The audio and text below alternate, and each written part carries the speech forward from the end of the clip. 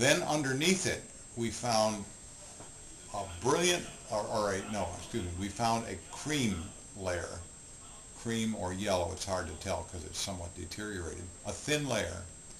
Then under that, a bright red, a cherry fire engine red, everywhere except certain areas I'll talk about. And then under that, we found a mud brown.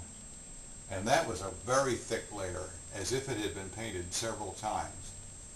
Then under that, we found a black area, or in some cases a white primer, probably white lead primer, and then the bare wood.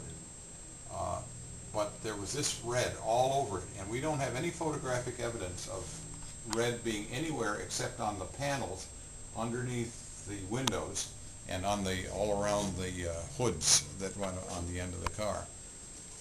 So we've left these samples here. The other color that we see is that kind of a tile red, which is up under the roof, and that for the most part seems to be what was there all the time except for primer, and I've left a couple of samples of that. The primer was probably gray, about the color of this. So what we did on this and the outside of the car was we scraped off with many, many layers of paint that were on it, and with a methylene chloride paint remover made by Savagran Company. It was SI5, which is their strongest industrial type paint remover, and it was a lot of work, but we were able to get it down and then sand it fairly smooth, so it came out quite well. We're not going to try to give this the kind of finish you'd have on a passenger car where they put a lot more time in it.